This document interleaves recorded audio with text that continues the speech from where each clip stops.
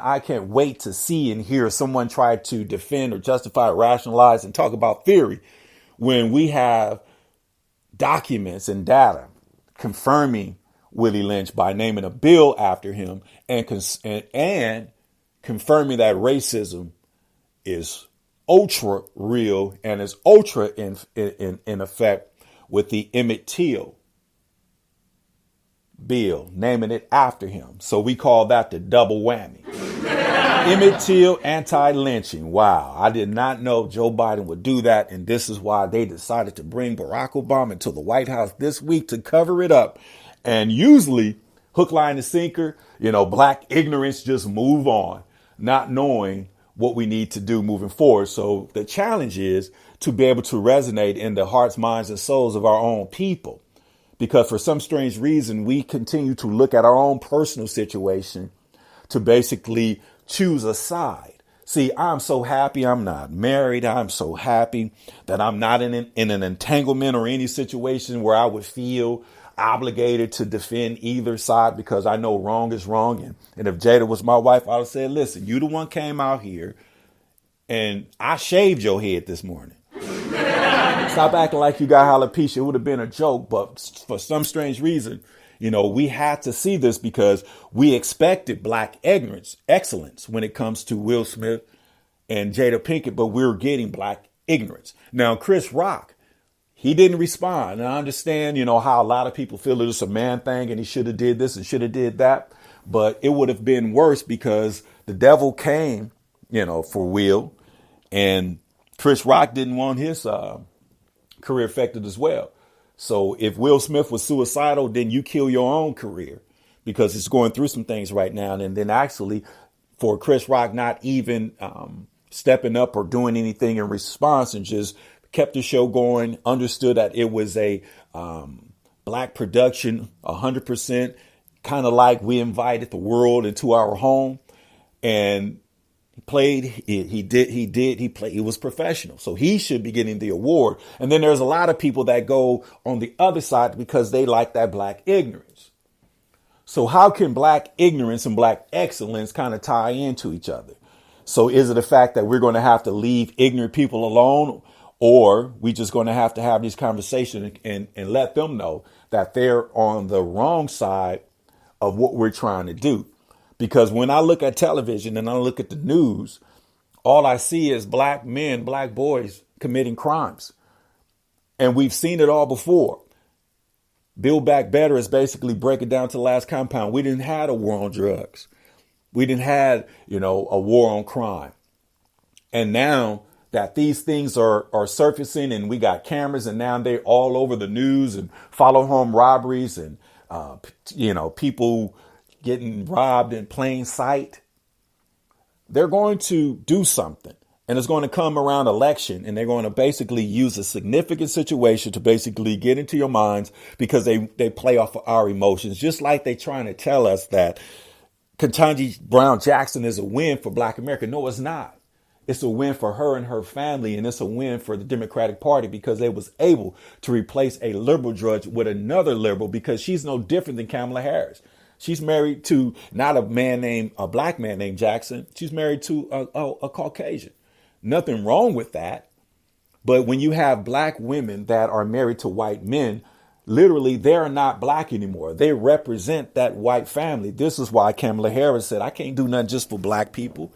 And just like she can't do anything just for black people, because when white men marry black women, especially on this level, it's kind of like bedwench and concubines in reverse, because, when you're a white man of power, and if you're going to get a black one, you're not going to get a hood rat or hooch. You're going to get the best in the business.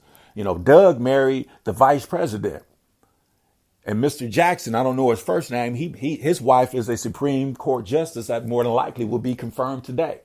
That's black excellence. But look, our black excellence is not representing us, because clearly when it's excellence, that's when it's assimilation. And this is when they take ownership and they pretty much control your career. So this is why we have to be a nonpartisan group of humans to basically be a part of the humanitarian push and lobby for the balancing of the scale socially and economically. And since we have a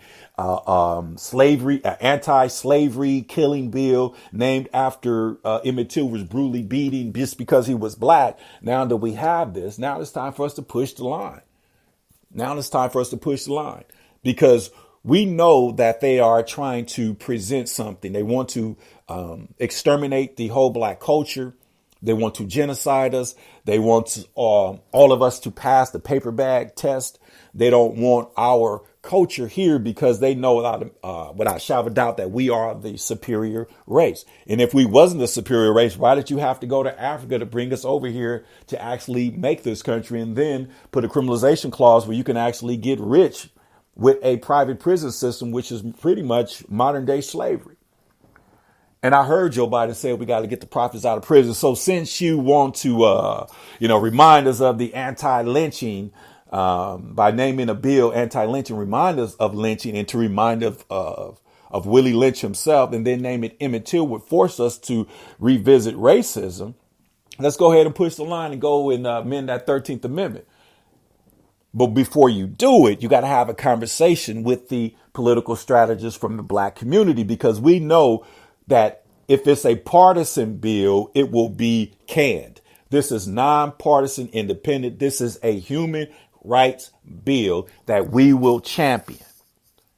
And I will be on top of this. And when it get introduced, this is when we will move forward. But right now, we are pushing and lobbying congressional Black Caucus members and literally all members of Congress and all members of the Senate, because this is monumental.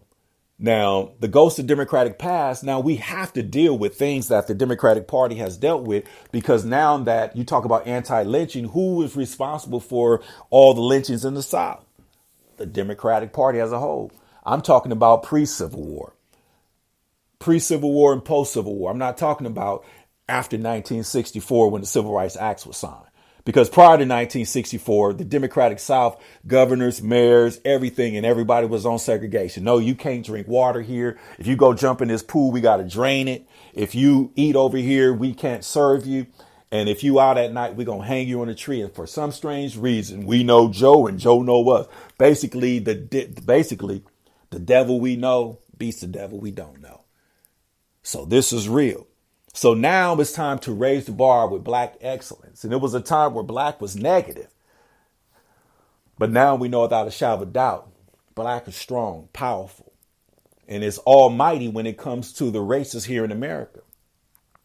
And not making it a racial thing, but we have to discuss race, because we have to close the chapter on race, because there's a criminalization clause, which is a continuance of stopping the due process of an entire group of people confirmed March 29, 2022 with the H.R. 55 Emmett Till Antilynching Act. And thank Joe Biden for that.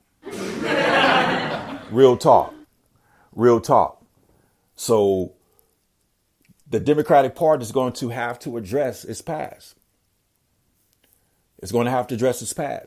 And we don't want you to take down your statues and hide the information and all that, because you guys are basically trying to rewrite history.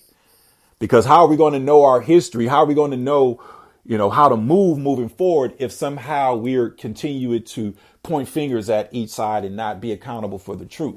Now, we're not talking about racism as, whites. We're talking about from a political party perspective. So we have to address the Democratic Party before we can actually focus on the Republican Party, because this is a two-wheel process. So we're going to have to, flatten one of the tires to start it, to stop it, to ground it. OK, and then if it can survive with one tire, then that's what we'll do. But right now, we have to address the dark past of a political party that for some strange reason had all of you, and I'm only talking about the ones who did, made a decision to vote for what we have right now. And if you ask Vice President Kamala Harris, she's going to tell you, you got exactly what you ordered, because we know Joe and Joe know us. So the devil we know beats the devil we don't know, because at the primaries, when Kamala Harris banged on Biden about his racist position when it comes to segregation, and he was opposing segregation and opposing busing. Joe Biden's wife, asked, why do we have to pick the one that attacked my husband? And I'm going to go ahead and say it. He wrote a bill about it. Follow the science of Willie Lynch. So I'm not going to, move on to that, but I'm going to leave you right there because the science of Willie Lynch is real. So this is a monumental moment in time. So when it comes to black excellence versus black ignorance, we're going to have to raise the bar because black ignorance is dead, literally dead man's bones. Crab bucket syndrome, psychotic issues, mental issues, suicidal. Black excellence is alive and active. And it's an ongoing thing, meaning each day we can make it better and better. And God willing, we're here in our latter years, we can enjoy the fruits of our labor. And with that being said, man, have a great day. Thanks for tuning in to A Better Black America, the #1 urban podcast stateside and worldwide. Till next time, peace out.